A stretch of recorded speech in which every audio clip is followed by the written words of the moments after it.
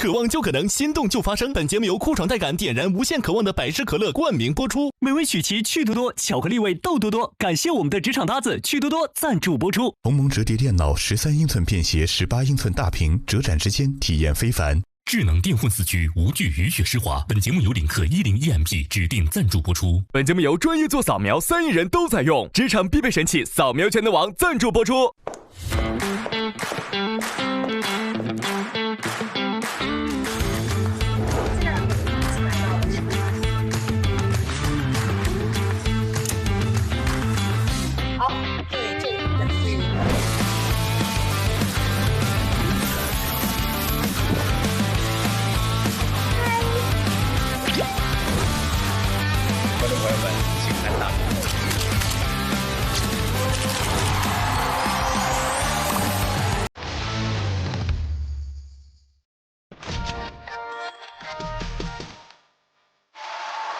欢迎大家来到腾讯视频自制的国内首档职场观察类真人秀《令人心动的 offer》第7季。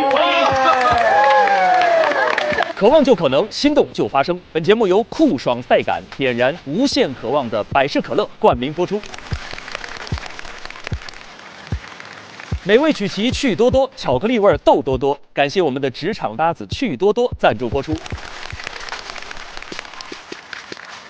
智能电混4驱，无惧雨雪湿滑。本节目由领克10EMP 指定赞助播出。本节目由专业做扫描3亿人都在用，职场必备神器扫描全能王赞助播出。欢迎大家！今天还有一位新朋友，跟我们一起来见证实习生们的精彩表现。让我们欢迎以温柔视角解读职场百态，实习生眼中行走的访谈大师，令人心动的 offer 第7季特邀带教陈鲁豫老师。鲁豫姐，这么长的 title 有没有点尴尬？特别尴尬。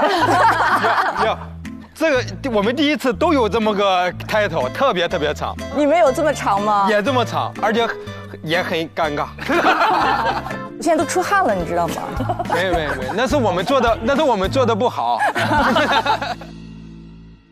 这一季是特邀带教的身份，然后之前一直是在屏幕当中，在我们的视角里，您做特邀带教的感觉怎么样？非常愉快的一个夏季。就是因为有时候我觉得钱林可能会有这种感觉，我们做这一行做时间久了以后，你会慢慢的很多事情你会习以为常，你会忘记最开始的那个感觉，所谓初心，但是特别可贵。然后你看到这帮小孩，他们那么认真，就真的是争起来会很忘乎所以，然后该哭该笑，那种感觉很珍贵，我都忘了。然后他帮我完全都回忆起来，让我想起我当时的那个状态，我特别感谢这段时间。重燃火焰。你看一下那个后头那个灯，就是你数一下，我们已经有6盏灯了。如果再亮1盏，据说今天最后来的东方台的领导就会给一个超级大礼包，这个超级大礼包有可能就多一个 offer， 不确定啊，我们只是说有可能。所以你有什么可以暗示我们的？你可以 wink。我跟你说，我有个技能不会，我就是不会眨眼那种 wink。你这样就得记出我们的 wink 之王来，山东 wink 王，就是那种。陈明哥，你主持的真好。是这对吧？我们征询一下俊林的想法，你可不可以 ？O 不 OK？ wink 一下。对。当然不行了。这个很可爱，这个感。那个我们一会儿那个随时 win。随时 win。然后我们来接下来复习一下到现在为止实习生们遇到的情况。到此刻为止，实习生们已经开启了本季的最后一个考核。实习生一共是有2个组，一个是上海组，一个是青岛组，2个大组，每组4人，哪一组获胜，4个人，每人加10分。我们上一周已经看了青岛组考核的情况，我觉得应该印象深刻，2天的时间，对吧？朗子和诗文交叉了位置，然后韵玲和王玉哥是稳定自己的位置，每个人都给出了超越自己曾经的精彩表现。所以这一周我们将进入到上海，看一看上海书展这一组4人，同样也是分2个场地，情况怎么样？上一周的点灯结果呢，我们还没有公布，在屏幕前的各位凹粉一定记得打开弹幕，体验花式弹幕互动，见证令人心动的 offer 花落谁家。好，第一段 VCR 一起来看。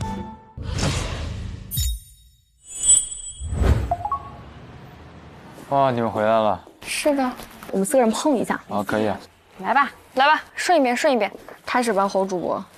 最是书香能致远，墨香盈袖润心田。各位网友、观众朋友们，大家好，我是主播子泰，我是主播林蔚，这里是看看新闻为您推出的上海书展直播特别报道。接下来就让我们通过一条新闻片来走进上海书展，感受这份独特的书香魅力。我看让你们的片子哒哒哒哒哒哒哒哒哒。现在就请旁证为我们了解一下书展的最新情况。那现在在我的身后是巴拉巴拉，在我的身前又是什么什么，左边右边就是什么什么。好的，林蔚，这里就是现场的报道。在书的基础上延伸出的文创产品，本身带来第一大亮点。我的同事李雨佳现在就在书展文创展台的现场，接下来请他给我们介绍一下。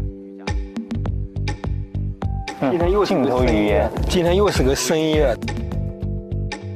今天的直播到这里就要结束了，感谢各位网友和观众朋友的陪伴。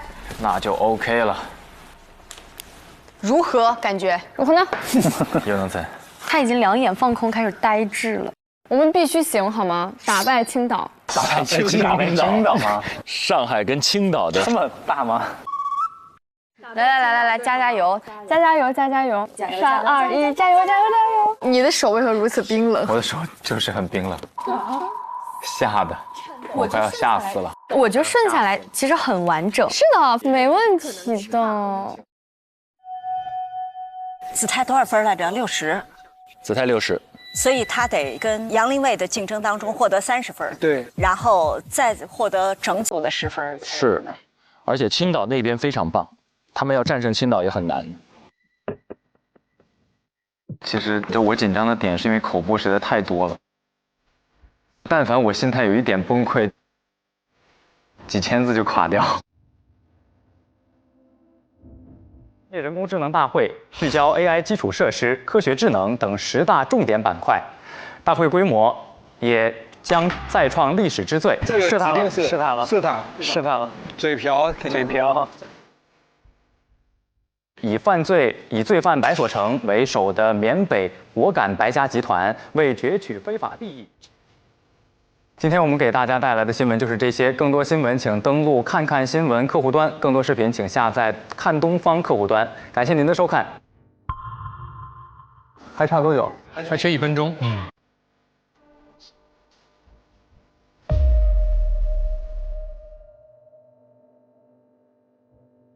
我能明白，因为子泰心里还是有个结的，所以某种程度就是你心里那个结，你得在那关再过一下，再试一试。说得好，姐姐。哇，他压力真的好大。燃起来！加油 ！Tension！ 最爱上班的张希老师。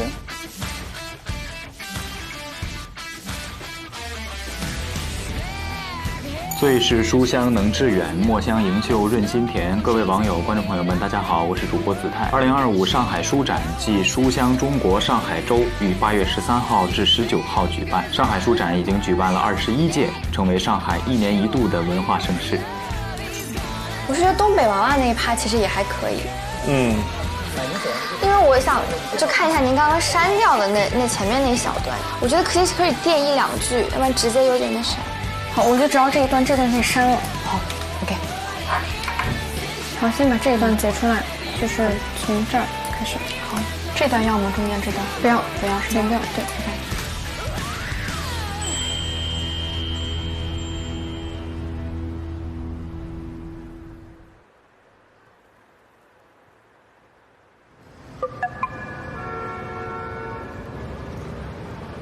这次果麦来到2025的上海，这次2025上海书展，咱们果麦都带来了哪些作家和作品？这次2025上海书展，咱们果麦的为什么要背问题呢？安全感。但这个很不安全。那个像书一样的手册上有场馆的地图吗？哇，我记得还拿了一个地图，就是这个我拿走，你拿走，谢谢。早，早，老师怎么样？我都好久没起这么早了。你们几点起的？6、7点。那你们还挺快的。Hello， 早。老师。Hello， 子泰。老师刚刚说，这老师问他什么问题都可以。什么问题都可以。对，他本身也是专业主持人，然后他又讲书。然后也很有趣的一个人。谢谢老师，上场前给我个定心丸。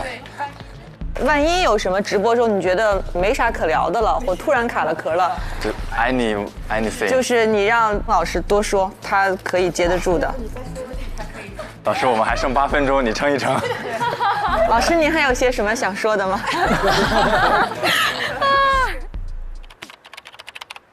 咱们就出发，出发吧，出发！孩子们真是极限挑战。出发，走 ，Let's go！ 冲冲，出发！好帅气啊！这是谁呀？哎呀，我天哪！这个运镜，这个真挺有感觉的。这是我想看见的，就是要看见这种矩阵这样出来。绝对。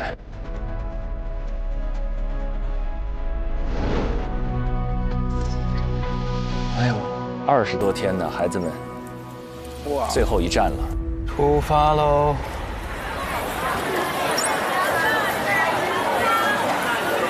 又比也远。走。那我们现在是先去自己过自己的点位，对吧？对。好。那我等会儿去中庭找你啊。好，拜拜。拜拜。老师，我想，就是大概沟通一下，因为下午这里人肯定会很多，然后我开始的时候需要带到这个七海制造局和这个整个的版面，所以我觉得这个方向会更好一些。站定开场。站定开场，然后做结尾，我也是在这边做结尾，然后做结尾的时候得带到这个永夏花园和七海制造局就结束。简老师。你好，老师。我们不是刚开始设计的是，可能没有时间去把每一个都买出来一遍，所以我在1点半可能得需要一下这一面的桌子。然后咱们不是有很多板块吗？我们可以每一个板块挑出来1到2个文创，然后摆在这个地方。然后呢，您可以先介绍永夏花园的，就是比较主打的1到2个。我们到时候的流线是我先会在那里做一个简单的开场，然后介绍一下咱们的这个七海制造局，然后到时候我会把您邀请上来。然后请上来之后，我们俩就是因为我们到摄像机直播摄像机是在这边嘛，我们就是最好不要就是背对摄像机。然后我大概是1点半就会或者之前就会过来，然后到时候我就过来直接找您。好的，好的，好的，好的啊，辛苦您。好的，没有，辛苦您了。你好，和平老师，你好，你好，你好，你好，你好，你好。哎，和平老师，我是庞征，然后我是第一个在开头的那个点位跟您一块儿做现场连线的。就是配合你吧。对。那我们先往前走，然后我带您去看一下我们这个直播的点位。好多人啊！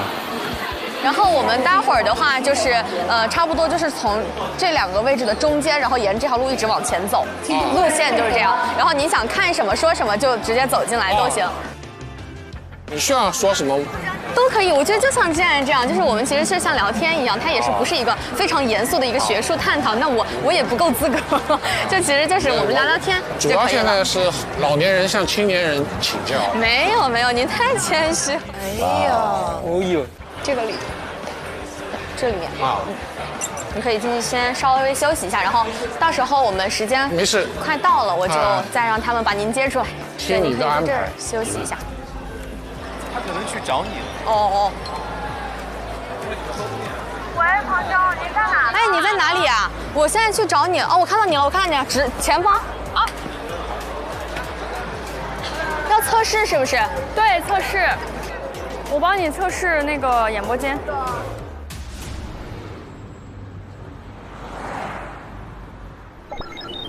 我们去12楼，先做点准备，然后进演播室。又穿上帅气西装了。姐，我脸上有这种缝是 OK 的，是吧？对。哎，他们这个是纯直播的是吧？纯直播。马上。带你们去演播室吧。好。哎，2位是不是第一次坐上主播台呀？咱俩在哪儿啊，张老师？我们到时候去13楼。之前没主播过。没有。新闻主播台他是第一回。你们坐上去吧。这是来了吧？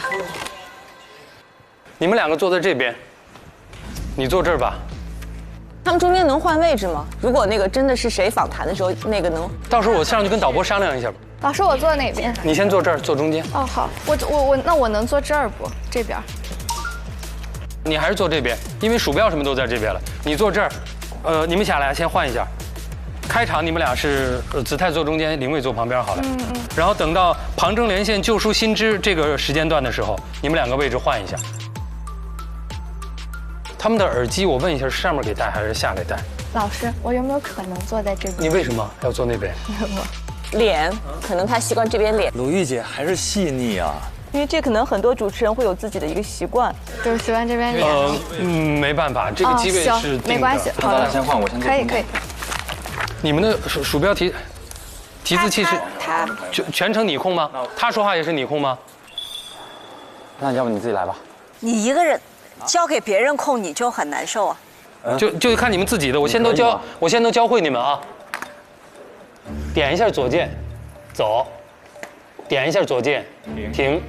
如果想快点往后，弄滚轮是一种方式，还有一种单摁右键，是快点往后。我们是各控各的是吗？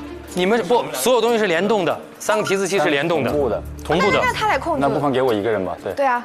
你确定啊？那这一段是林蔚说，他如果让子泰控的话，对，子泰控不住。不是，是因为他没太理解，他以为他们2个人只有一个人可以控制。对他很难给他另外一个人给他推题词，这个太难了。不是，就是他不是只有一个总控吗？我的意思是，那我拿了他不是也会？对，是我们平时的操作是自己控制自己。那给你放一个吧，如果不行了你就自己来。但是你要想到一点，就是真正实际操作当中，侯子泰旁边那个人很难做到150分钟全神贯注的做一件事儿啊。可以。万一旁边那个人有一点点溜号，你在说的时候他没有控制到。反正你们现在想怎么控都可以，但是一定要有一个心理数，就是随时随地不能所有的东西都指望别人给我控这个东西。可以。这是不可能保证那什么的。这种时候心脏已经要紧张到爆裂了。主持人听得见吗？老师好。魏魏，你那个让南波看一下1号机啊。让你看一下1号机。对，看1号机，现在亮灯的那个啊。1号机是我的主机位吗，老师？这是你们2个人的主机位。所以我们俩双播的时候就看1号机。对，你们反正就始终看着1号机。哦，好难呢，一边听一边说。好，我们上去吧，陆老师。好。魏魏，听得到吗？听得到，您说。叫一下那个现场的庞真。庞真你好，能听到吗？能听到，你好。我们现在可以测试。好，我们就开始试一下，好吗？好的。哇，帅呀，子泰。好，来，3、2、1。最是书香能致远，墨香盈袖润心田。各位网友、观众朋友们，大家好，我是主播子泰。子泰这个很轻松啊，很轻松，嗓子感觉放开了。我是主播林蔚，这里是看看新闻为您推出的上海书展直播特别报道。本次书展以书为媒，串联城市地标，创设了双主场加 X+N 模式，并与上海博物馆等文旅场所共同打造票根经济。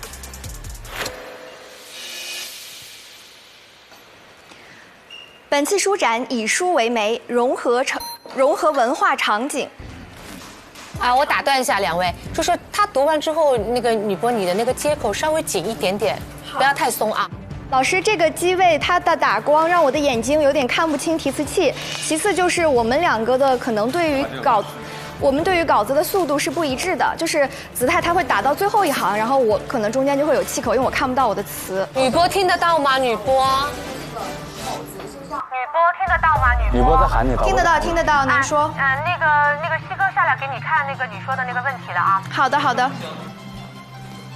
哪个灯？就是那个提词器，我看的不如这边，就这边就非常清楚。那边的话，因为它那个光一打，我可能眼睛看的就有点雾。那你想看3号机还是什么概念？我想看3号机的提词器。你想看3号机提词器，那3号机当然切你喽。但这样是 OK 的吗？就双播这个也可以，就是看它。我知道你什么意思，你觉得这个没有那么清楚。对，因为它有正常的，因为它打光是为了你脸好看，那你要不要脸好看？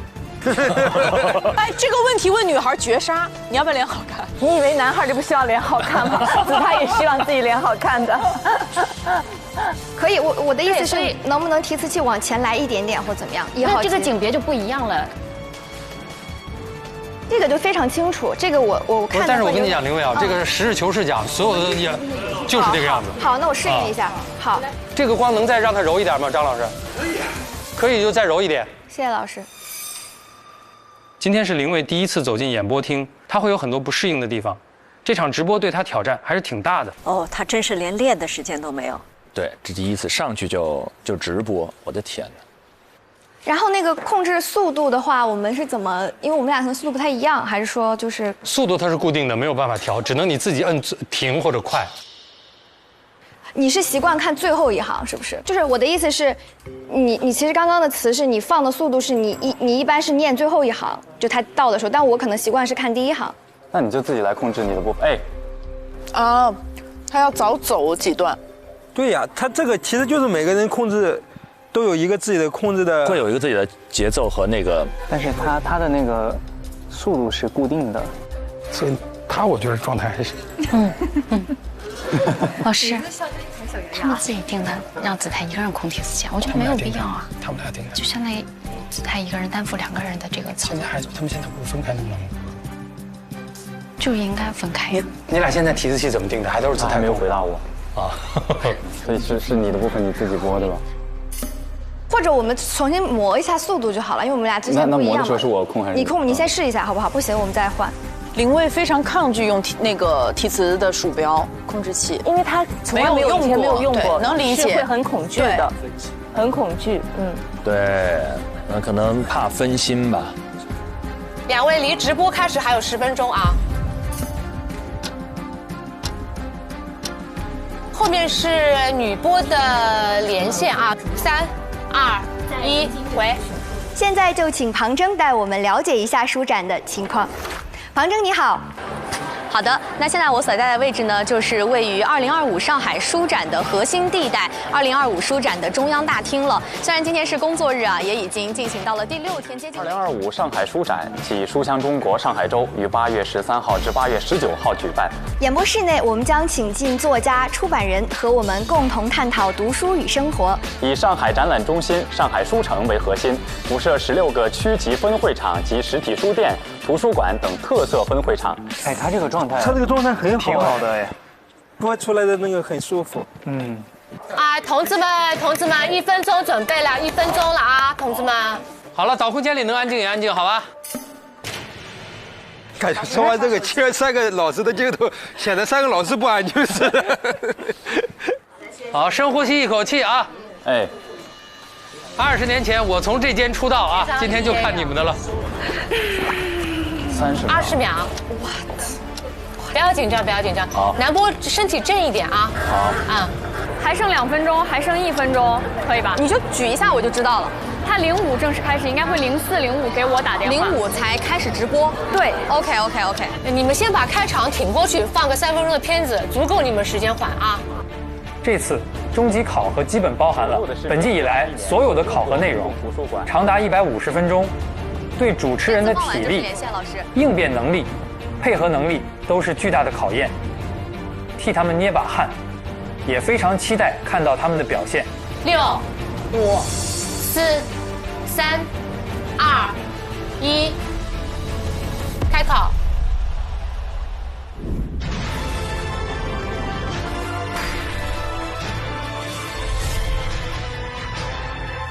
还要放片头，这么帅。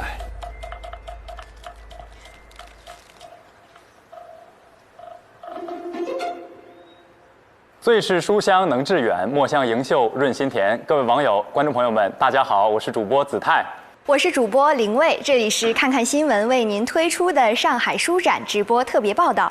2025上海书展暨书香中国上海周于8月13号至8月19号举办。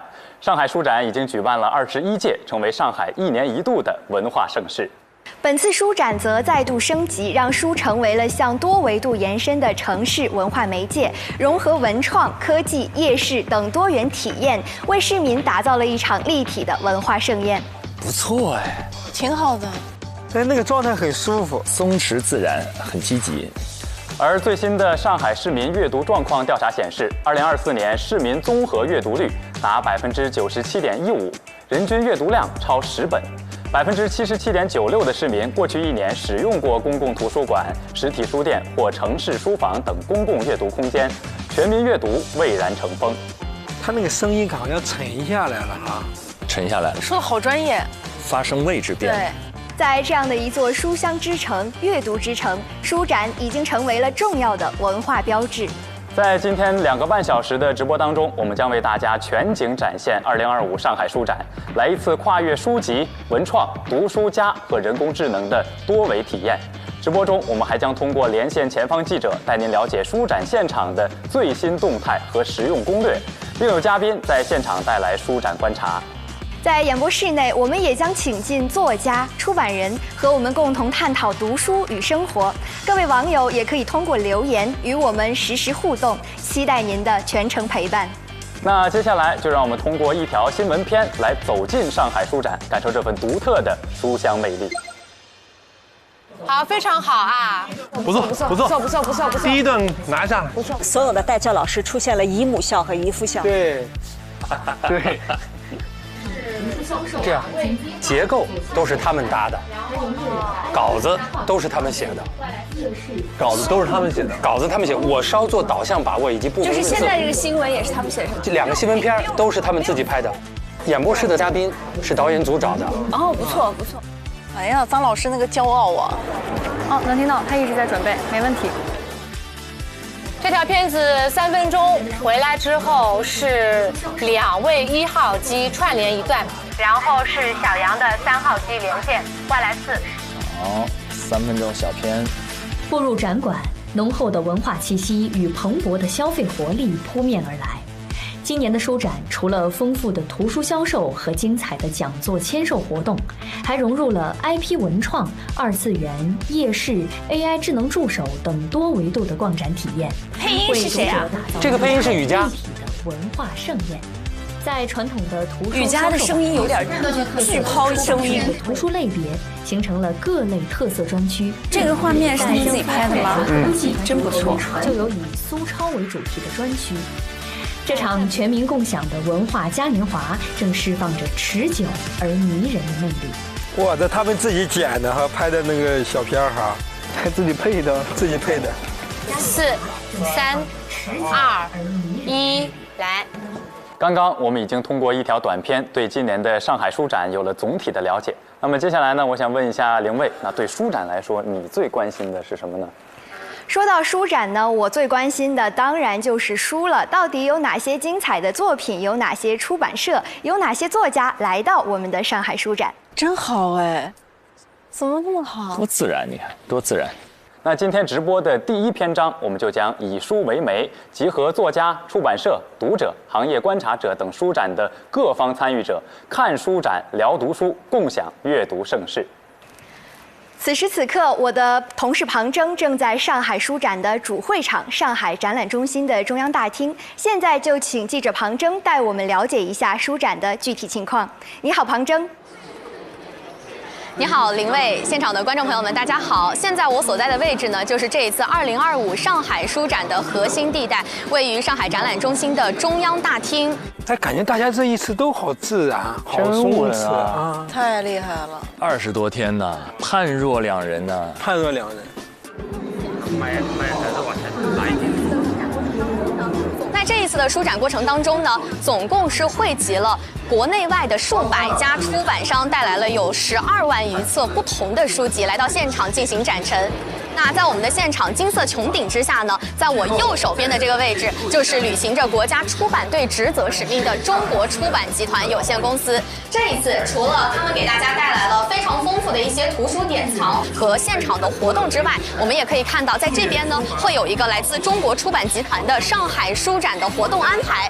涵盖了新书发布会、新书分享会以及读者见面会，总共活动会有67项。我刚刚在现场注意到啊，其实有很多的市民朋友们也是早早的就来到了现场，然后在现场准时准点进行守候。有可能你在逛书展的时候，就在一个不经意的转角，就是一个不经意的转身，你就可以和一场别开生面的现场活动来一次灵魂的碰撞和深入的交流。12年的时间，庞征的这个出镜已经不逊于我们现在的记者，我觉得。悠久的历史文化厚重的非常稳，然后语言的组织、语速流畅。那同时，在我的左手边的位置啊，就是这一次上海书展的主宾省湖南省。这是继2013年之后啊，时隔12年的时间，湖南省再次担任了上海书展的主宾省。这一次呢，他们以悠久的历史文化，钟姐还是很稳，风吧已经很成熟。这一次湖南它也是以它的辣味儿和上海的鲜味儿来相互碰撞，以期给现场的读者朋友们带来一场非常隆重的一个香味的文化大餐啊。虽然今天并不是周末，它是工作日的时间，大家透过我们的镜头应该也能感受到啊，现场的画面以及现场的人群仍然是非常热闹的一个场景。这也不禁是让我们在思考啊，就是在现在这样的一个电子书非常盛行的时代，为什么有这么多的读者朋友们，他们仍然还愿意来到现场来买书、来购书、来参加现场的活动？我想这场书展它的盛事活动举办，也正在为这个问题提交一个非常生动的答卷。魏魏还有1分钟左右啊，接回来。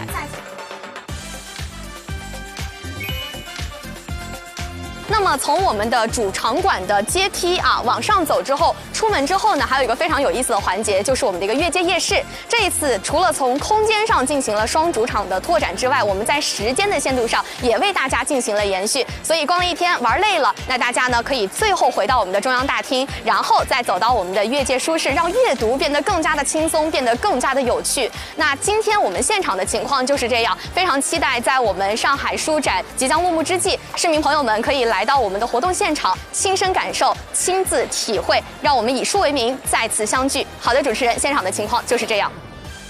它这内容已经烂熟于心了，哇，太厉害了！这是我大概听过出镜主持人最长的一场 monologue， 这么长，这么庞大的信息量，然后还有具体的那些逛展的信息，一个都没错，而且全程没看稿子。那就是我现在非常棒，拿着这。哎呀，郑姐太棒了。可顺畅，已经叫征姐，已经叫征姐。我一点都不懂她的英语家，我一点都不担心。是的，有点担心我们子泰和林薇。阿泰，谢谢庞征。庞征刚刚介绍了中央大厅现在的情况，也让我们看到了读者们的热情。那今年呢，为了满足广大读者的热情，上海书展首度发布了2025上海书展阅读生活手册，那就是我现在手里拿的这一本蓝色的这样一本书籍了，非常的厚，内容也非常的丰富，包括了展会导览、阅读推广、城市联动等3大板块。展会导览的部分呢，包括了布局图、购票指南、开放时间、交通路线、特色展区索引等大量的实用信息。可以说啊，这本厚厚的手册传递着一个明确的信号，那就是手册把展会信息与城市生活资源整合成一本通。好，魏魏准备了啊。我爱生活，我爱读书，这句口号也正化为市民们触手可及的现实。真好，这一流。上海书展可以说是常办常新，从1979年首届上海书市，到1987年的沪版图书订货会，再到2004年的首届上海书展，一路走来，上海与书的故事不断书写着新的篇章。现在，记者庞征在书展现场也邀请到了一位嘉宾，和我们一起来聊一聊上海书展这些年的发展变化。庞征你好，请你和嘉宾为我们带来现场的情况。我觉得林薇还挺适合坐在主播台上的。这虽然是第一次，我看他就很高兴。讨喜。我就很高兴。你真的会看他很开心。是的。好的，林薇，现场的观众朋友们，大家好。那现在呢，我们邀请到了一位嘉宾，和我们一起来聊一聊这么多些年来上海书展的一个历程变化，以及他和书展、他和读书之间的一些故事。我们今天邀请到的这位嘉宾呢，他当过主持人，他也写过专栏，他也办过书局，他被著名的文学评论家毛尖老师称为叫上海三宝的宝爷。让我们有请和平老师。和平老师，您好，您好，您好。来，和平老师，我们先和我们电视机前的观众朋友们打个招呼吧。哎，大家好，大家好。大概我已经8年不来书展啊。书展刚刚开始的时候，那时候是每年都会泡在书展里面，后来就慢慢的淡出了。这次啊，有受到了陈晨的邀请。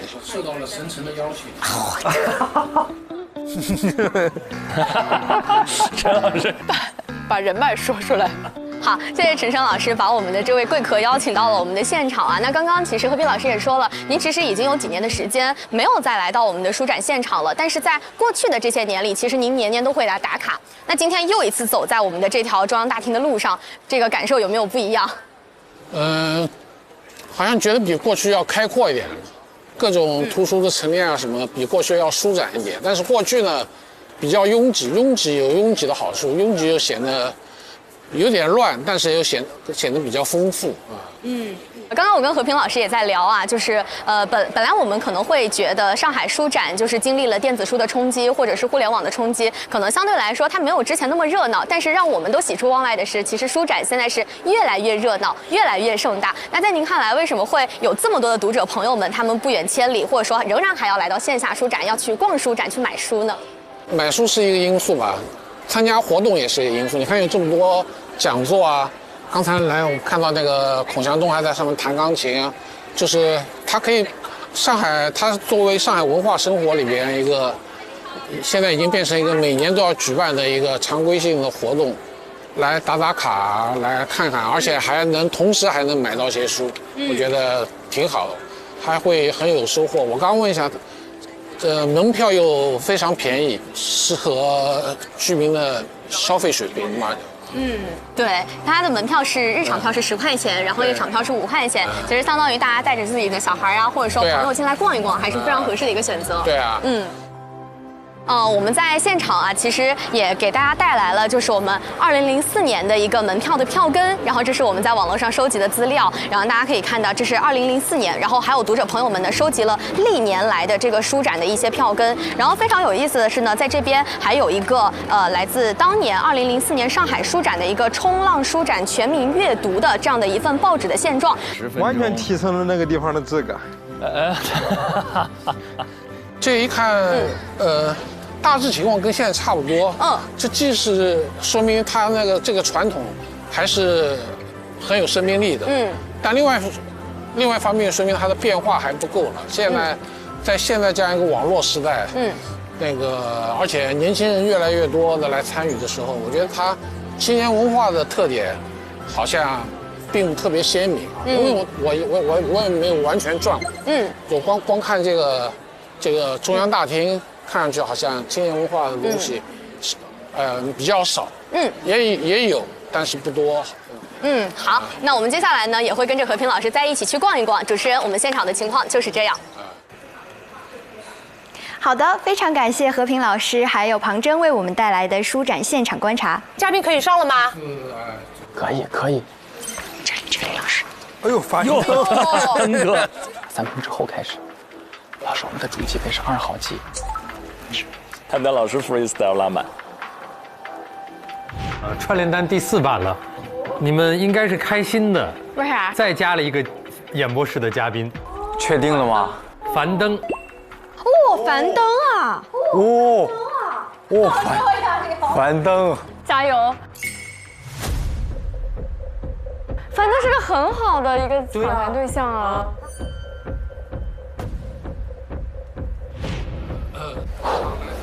好，小杨3号机连南波2号机准备。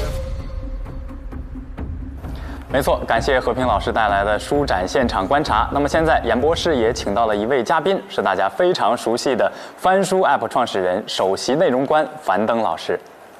Hello， 大家好。樊登老师您好。你好。刚刚已经跟观众朋友们打过招呼了，因为我们今天都知道我们的主题是上海书展嘛。那么今年的上海书展也是非常的热闹。今年是您第几次来上海书展？这记不清了，因为确实来好多次。总来。因为我们公司在上海。同时又是干阅读这件事儿，所以我们很早就在上海书展上做参展商。今年在我们的展位当中看，我们的翻书 App 的展区其实是设计的非常的这个精巧，好像设计了一个类似于那种家庭书屋的一个概念。对。那今年我们翻书 App 的这个展区是怎么把这一理念落地的呢？我们就希望像那个就是沉浸式的感觉，让大家能够走到里边就想象说，哎，如果我们家是这个样该多好。所以一个家里边其实对孩子影响最大的是氛围，而不是说教。我们嘴里边说的这些话，孩子是不一定会听的，因为人不是听话照做的动物，人是模仿的动物。所以氛围能够给他带来一个模仿的对象啊，所以家里边得有很多书啊。其实现在很多的年轻的家长啊，或者宝爸宝妈呀，其实并没有太久的时间去陪着孩子一起来读书。那我们在家庭当中，就是该如何营造这种阅读、带着孩子阅读的氛围呢？其实不应该陪着孩子读书啊，不应该陪着孩子读。陪孩子读书呢，会影响孩子的专注力。父母能够自己读自己的，然后给孩子准备很多书。好多父母经常会讲说买了书他也不看，实际上买了书不看是个常态。说太对了，对，我们家所有的书大部分我都没看过。买了书不看的情况下，人依然要买书，这就是纸质书存在的理由。你知道为什么吗？因为你买的这本书啊，不是买了这本书的知识，你买的是读这本书的概率。哦，你买呢，它可能就是1%；你不买呢，它就是0%。0和1%的区别，就叫做天壤之别。所以买书啊，不是为了拿过来看，而是增加我们看书的概率。概率，对，这也就是为什么纸质书永远不会被电子书打败的原因。说服我了。你买的书都读了吗？我释然了，释然，因为我已经摆烂了，因为现在给我寄书太多，我读不过来。我读书已经非常快了，根本读不过来。其实我冥冥之中是践行着这个，就书在我就很踏实。对对对，好像它已经透过书页已经。或者某一天觉得我随时想读的时候就能拿出来，对吧？那其实我还有一个特别好奇的问题，不知道您有没有这种担心啊？因为我昨天下载了咱们的这个翻书 app 之后呢，也听了几段讲的书。因为现在大家热聊的一个问题就是说 AI 跟我们这个行业，因为如果 AI 真的能完全的就是模仿你我的声音，那您觉得说 AI 讲书人跟像您一样的人类讲书人，它最大的不可替代性在哪儿？这一段子态特别好。这是他内心真实问题，还是就是讲书人如果靠的只是声音和外形，那分分钟就被替代了。就你靠的如果是思想，那你替代的肯定会慢很多。所以，谁来组织，谁来讲，怎么样去思考，这就变得尤为重要。如果 AI 来做这件事儿，它只是组合，只是组合出来的东西，大家该不懂的还是不懂。在工作当中加入创造性，加入深度的思考，才能够不被 AI 简单的替代。因为 AI 的核心是平均数，但是创造性的东西叫做涌现，这个是来自于我们大脑的神经元里边各种各样的链接，突然之间灵光乍现的说了一句这么样的话，这就是为什么你用 AI 画一幅画，无法替代一个画家画的画是一样的。您看，像就是我们 AI 用多了，肯定会对自己的思考产生一些就是弱化。那在未来 AI 发展的越来越智能之后，那我们还有深度思考和深度阅读的必要吗？您觉得 ？AI 可以用，但是不能太依赖在哪儿呢？有些东西你用 AI 是解决不了的。比如说你在 AI 上你要搜一个东西，有一样东西你是永远都搜不到的，什么东西？在 AI 上永远搜不到的东西是什么？在 AI 上永远都搜不到的东西。他太松弛了，他太过松弛了，他的状态太真实了，姿态太松弛了。感受不是，当你不知道搜什么的时候。对，没错。作为一个主播，对，没错。真的，当你不知道你要搜什么的时候，你是连问正确的问题都没有的。所以使用 AI 对于人类来讲，其实是一个更大的挑战。谁能够问出更对的问题？谁能够更有创造性的去思考这个问题？最近其实年轻人读书读得越来越少。那我们是听书跟看书这两者之间最大的不同，或者是说哪个更好一点？您觉得？最大的不同当然是感官的不同，一个是用听觉，一个是用视觉。但是这个视觉和听觉之间是可以互相替代的，就人有代偿的能力。你想一个盲人怎么学习？因此，对于我们每一个人来讲，你不用太在意这个信息的输入从哪儿来的，因为你上大学的时候，你也不是自学考的大学，对，你也是听老师讲课考的大学，所以这两个是一样的。我们关键的区别是你读的书是什么。听书带来的最大的好处是，我降低了很多很难的书的门槛。你比如说微积分的书，你一般是不会读的。我也读不懂。量子力学的书你也不会读的。给我们的生活造成麻烦的，永远不是那些我们熟悉的东西，而是我们有很多不熟悉的东西。你今年上大3，对，你的人生刚刚开始。我当年第一份工作就是选秀节目。樊登老师已经进入到自己的状态了。哎，我们那时候还50万年薪呢。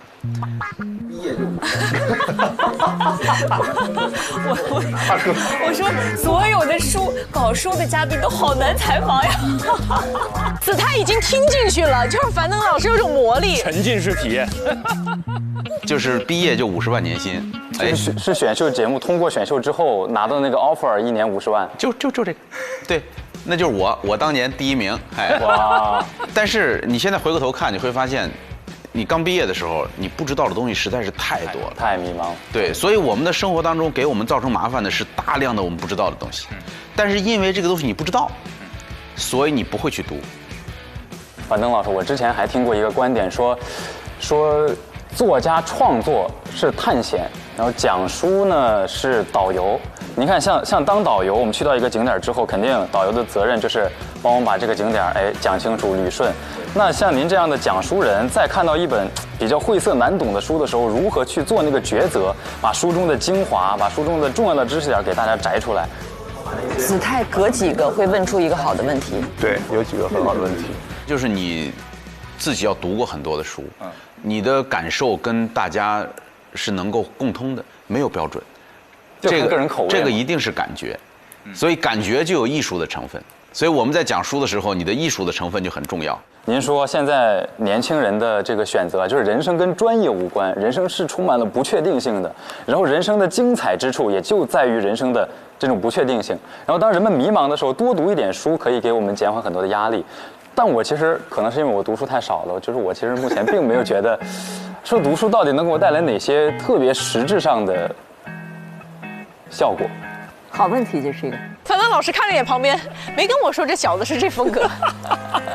子泰不错，活人采访很好，就是很松弛。实质上的效果都是突然发生的，都是突然发，就一瞬间的。锻炼身体也是一样，老锻炼觉得没什么样，结果突然发现你比别人强壮。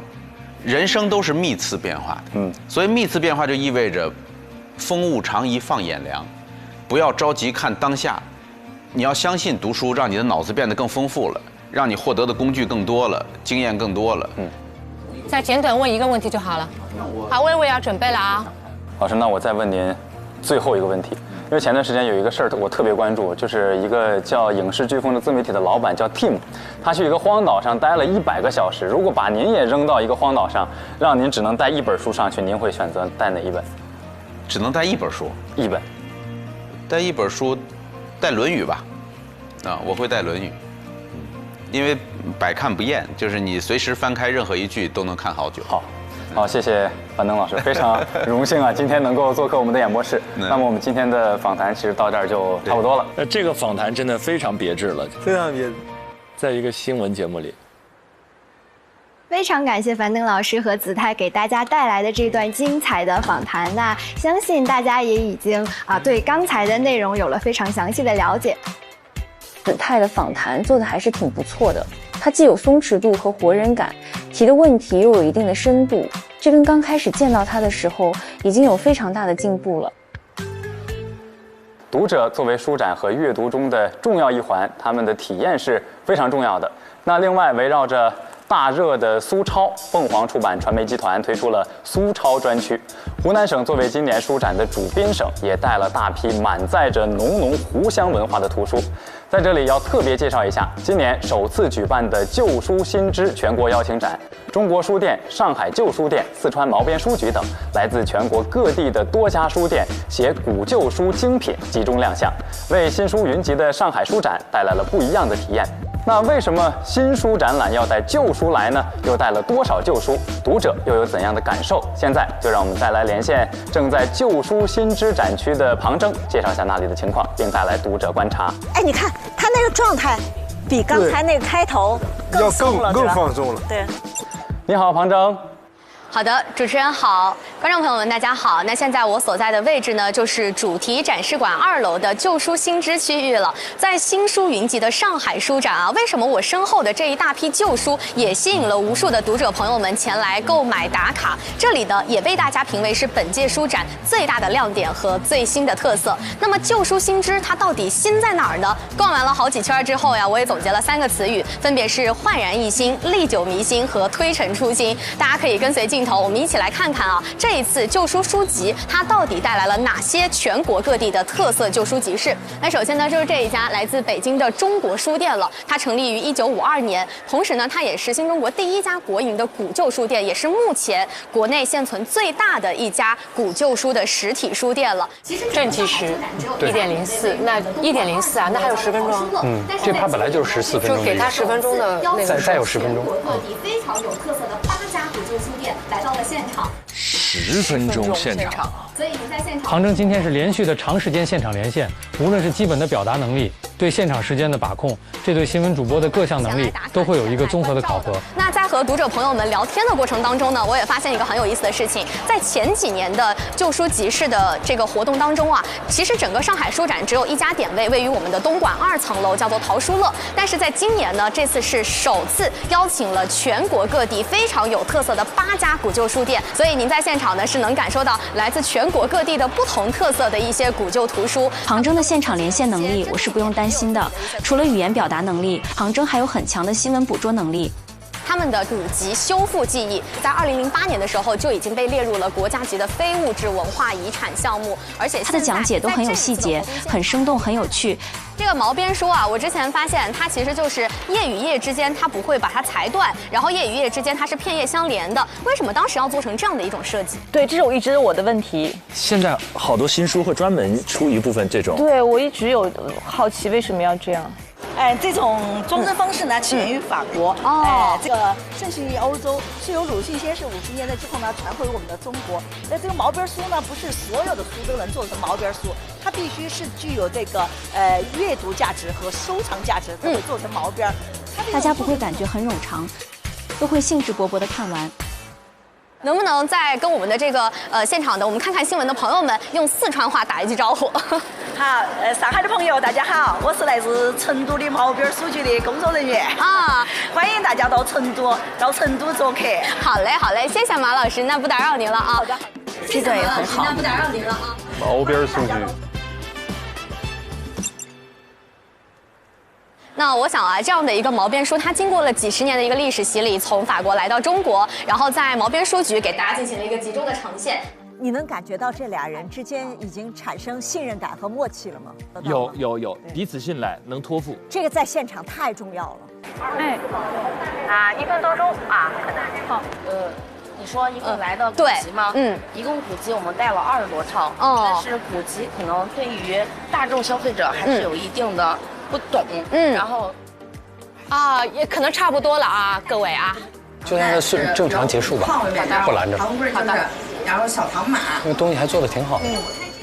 希望大家以后来西安来旅游。好嘞，好嘞，谢谢您啊，非常感谢。那我们刚刚可以看到啊，其实在现场我们足足是有8家来自全国各地不同特色的，包括他们带着自己不同的一些珍藏还有古旧书来到了我们今天的这个活动现场。那旧书新知呢，让旧书找到新知己这样的一个活动，我觉得也非常值得市民朋友们可以来我们的现场进行打卡。因为电子书它可能代表的是时代的效率，但是纸质的书籍它可能代表的是阅读的温度，大家可以在一本旧书上去共享不同的阅读记忆和阅读心跳。准备，那这边就是现场的情况，主持人。好的，非常感谢庞征为我们发来现场的最新资讯。庞征最后一段表述太厉害了。上当，当，我去你的那个地方。书展呢是读者享受阅读的平台，也是作家展示的舞台。本届书展聚集了中外作家、译者、学者约有300位，既有阿来、杨红樱、马伯庸、徐则臣、葛剑雄、孙甘露等著名作家、学者，也有上海国际文学周的30位外国知名作家。其中，茅盾文学奖得主阿来在本届书展开展了3场活动，每场都是人气爆棚。我们的记者也采访到了阿来老师，下面就让我们来看看阿来老师如何看待上海书展，看待写书、读书这件事儿的。走，因为我是上海书展的老客人了，每2、3年都会来一次。哦，这个很厉害。大家吃饭。采访的阿来是他们自己在那等来的，逮的哦，不错不错。那你们2个明天大概准备干嘛？明天我们要去采访，就是您说的那个大咖阿来，尘埃落定的阿来老师吗？在求他，但他因为今天、明天、后天行程都已经排满了，所以我明天就在他的2个活动之间，看能不能见缝插针的见一面10分钟。带着一丝疲惫，带着一丝劳累。需要签售的同学们，请到我们的右侧排队。他至少要签40分钟。哎呀，慢慢等吧，这个队伍根本排不完的。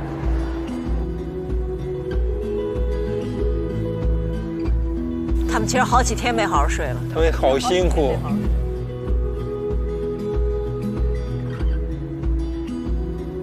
赶紧上，赶紧快快！没人了哈，没了。签售的最后。好，来老师，哎，那个，您好，您好，老师，来吧。你们前面等一下。对，好的，老师在这边。他老是跑了，是的，那2个护送老师。是这里吗？对，老师在这边。真的抢到了。哇，好厉害。好的。阿来老师您好，好，我们是那个东方卫视看看新闻的记者，然后也是刚刚看了您那个签售会，我们自己也特别有感触。是这样，就是我上个月看您在重庆山城，然后参加了读者大会，然后当时您有说，就现在大家好像比较依赖于图片、影像去表达，对，但是没有文字真正的思考。然后我们这次做一个直播活动，我们正好就想通过语言、文字和书籍当中的内容，带领大家一起去全民读书。能不能邀请您就作为这个领读人，然后您可以读一段书里的内容？您可以挑选一段，就从头开始读。好，我是一片雪，轻盈地落在了玉龙雪山顶上。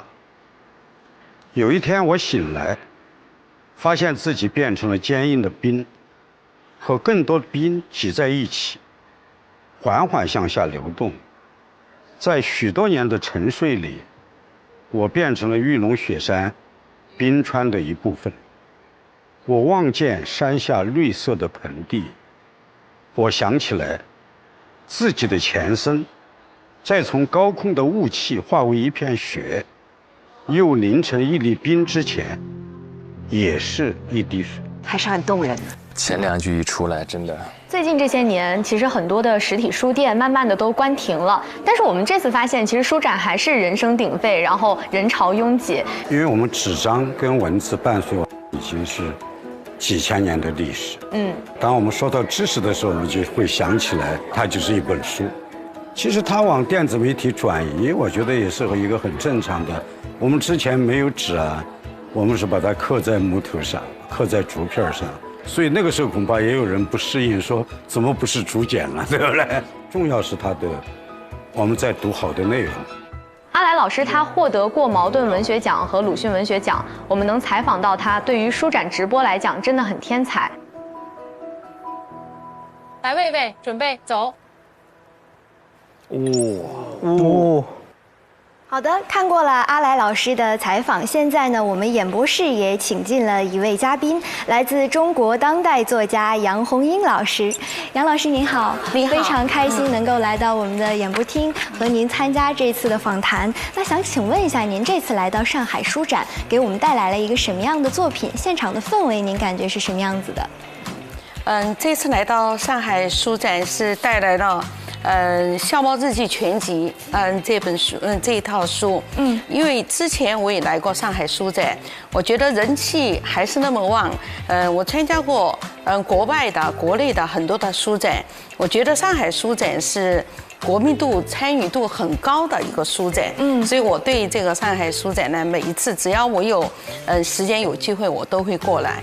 所以这次其实是从咱们全国四面八方各地都来到了您的这个发布的现场。那想问一下，就是其实像您刚刚提到的淘气包马小跳，包括笑猫日记这些系列的书籍，其实都是我们特别喜欢的。想问一下，您当时创作淘气包马小跳是一个什么样的灵感，有了这样的一个可爱的人物？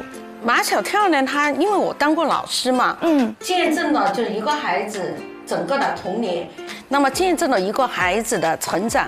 那么一个孩子他总是从小的时候淘气啊、不懂事啊，然后慢慢长成了我们想要的样子，或者是最好的自己。马小跳这个人物形象，其实他不太像是传统意义上的一个乖孩子、好学生，他有一点调皮，有一点捣蛋，但又很可爱。就想问一下杨老师，当时在构思这个人物的时候是怎么想的呢？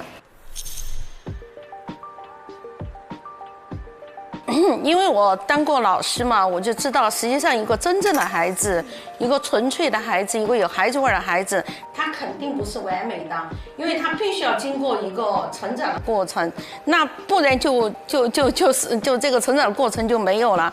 所以我一开始我就会写一个，就是说身上有优点有缺点的一个孩子，真正的孩子，我是在写他的成长，每天都在进步，每天都在长大。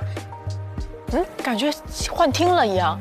确实这个问题好像刚刚真幻听了，这。我这刚第一秒有点恍惚，感觉你往前倒了20秒，按了播放。对，他等于换了一个方式又问了一遍同样的问题。但是实质其实是一样，就是马小跳的创作背景其实跟刚才那个。他一开始说是你的灵感怎么来的？那其实我发现杨老师您带了另外一本书，叫做《成都往事》。哎，对，这个是我最新的一部作品啊。对，这次也在那个上海书展上也有。这本书其实我也有关注，这本应该是您第一本长篇的去描绘成年人生活的小说。对，从儿童文学转型到咱们的成年人文学，您当中有一个什么样的转变的契机或者是想法呢？就是我是从19岁开始为孩子们写作，写了40几年，到我就是快到60岁的时候，刚好，淘气包马小跳系列30本完成了，笑猫日记就是写一套给，中国孩子的一个人格教养的故事读本，笑猫日记30本也完成了。这个时候我就在想，我一定要为我自己写一本书，献给我生我养我的成都。所以就这本《成都往事》，然后呢，这本书也是用原汁原味的成都话来写的。就像您说的，这本书是写给自己，也是写给生您养您的故乡。对。那其实今天这个机会也特别的难得，我们特别想邀请杨老师现场，可不可以给我们朗读一段？我用成都话来读一段吧，感受一下，好吧？太期待了。杨老师也是成都人，也是成都的。我也是成都的。成都有很多很好的作家。我也要开始写作了。哦。他们打车来到西域弄街的陈麻婆豆腐，找了个安静的地方坐下来。曾画家说，他离开成都这么多年，始终改变不了的是一颗成都心，一个川菜味。陈麻婆豆腐端上来了，厚厚的红油上面点缀着几段鲜活脆糯的蒜苗儿。曾画家对小满说：“麻婆豆腐是川菜的招牌菜，全世界的中餐馆都有这道菜。”这段蛮好的。巴适的板。对，一个巴适的板，这是大家那个还有巴适安逸啊，安逸。你的那个成都话其实说的挺标准的，你是不是成都人啊？我不是，我是河南人，但是我有好朋友是成都的。对，现在说成都话好像都是一种，可以噻。对，可以，满分，挺好的，这很可爱。这段互动挺有趣的。哎，他们的那个访谈都还行哎。很有个人风格。魏魏2分钟啊，倒计时。就是那个成都的女孩说成都话好听，非常的。不是，阿泰，你不要按那个笔啊，是不是你在按笔？那个声音传出去啊。看这个。紧张，紧张，他要打断，因为他有限时。哎，对，还没有，不要。对。那其实杨老师刚刚您给我们大概介绍了一下这段成都往事，因为像您提到了，其实您之前也是做过儿童教育这方面，有很多的家长可能读了您的书也特别喜欢，但他们可能有一个头疼的问题，就是关于小朋友如何爱上阅读，如何爱上写作这件事儿，您能不能作为一个儿童图书的专家，给大家一些好的建议呢？那么说到这个，就让孩子要真正的爱上读书哈，实际上就首先要让他们就是兴趣是最好的老师，首先要让他们读最感兴趣的这个书，让他们先读，因为首先打开就是让他们爱上读书。所以说哈，我就觉得跟家长的建议就是，你要让你的孩子就是爱上阅读，一定要首先尊重他们的阅读兴趣。你不要一来就说啊，我觉得这个书很强硬的怎么样你要读，实际上这种叫绑架阅读，实际上起不到就是好的作用。好的作用反而是相反的，让孩子对阅读有一种恐惧感，他觉得原来阅读很难。好喜欢说川普。或者原来阅读是一件有压力的不快乐的事情，所以他那个时候从小他就会讨厌阅读。所以这个呢，我觉得倒是一个真的是家长们要重视的，就一定要尊重孩子们的阅读兴趣。那现在我也写成人了，那这个对比就出来了，对，是吧？微微接过来之后就可以结束啊。比如说你给儿童的，这个你的用词啊、遣句啊什么，你都要考虑到他是不是能接受。反正你尽量不要造成他们的阅读障碍，就能够给他们的词汇量都在他们的掌握之内的。已经超时了啊！找气口打断结束了啊！这种不好打断哈。最可怕就是这种嘉宾在说，然后你要打断，然后就。他们能够就是读懂，他会阅读上，他会有一种成就感。哎，这本书我读完了，这本书我全部读懂了，我接下来看第二本书。爱上阅读就这样开始的。好的，非常感谢杨老师的分享。那其实就像您刚刚说到的，如何让孩子爱上阅读，我觉得其实就是带他看这本《笑猫日记》，气口找得不错，就是一个很好的案例。而且《笑猫日记》呢，就是说其实哈。Oh no！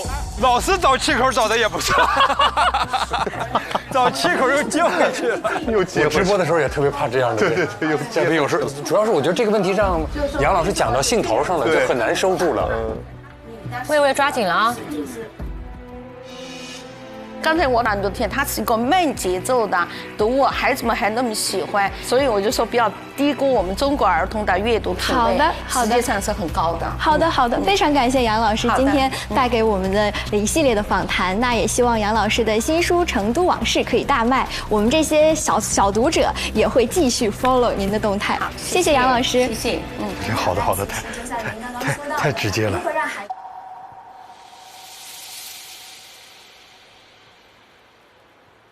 好，阿泰准备啊。好，1号机。好的，感谢杨红英老师。最近几年，每年的上海书展童书都是重要的内容。今年书展就专门设置了上海国际童书嘉年华。哇，它越来越好了，一个字都没有嫖呢。汇集了80余家全国各地知名童书出版单位，1万余种中外优质童书，也欢迎大朋友小朋友一起去体验打卡。那么在这里呢，也欢迎各位网友留言，写下你喜爱的书籍片段，我们也会选取朗读。也会看2号机。刚刚呢，我们和读者、作者、书展亲历者一道，以书为媒，在上海书展共同进行了一次读书之旅。接下来，我们的第2篇章，我们开启的是读书家之旅。今年的上海书展呢，把读书家做成了一条跨界纵贯线，读书和各类场景叠加起来，创造了很多全新的书展打开方式。那这些场景到底该怎么玩，如何体验呢？我和凌卫之前已经选取了其中部分场景进行了体验，那下面就跟随我们一起去探秘这些上海书展的全新打开方式。来 VCR 准备走。子泰那个嗓子都放松了，所以他声音更沉，越来越沉，很通。对。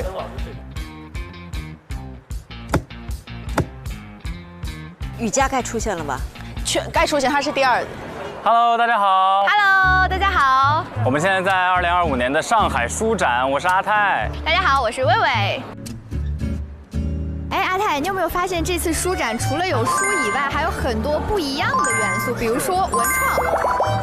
我早就发现了，我刚来的时候看到好多好玩的。好，7分半回来啊，是那个阿泰的连线。导播老师嗓子很哑，导播老师最飘了。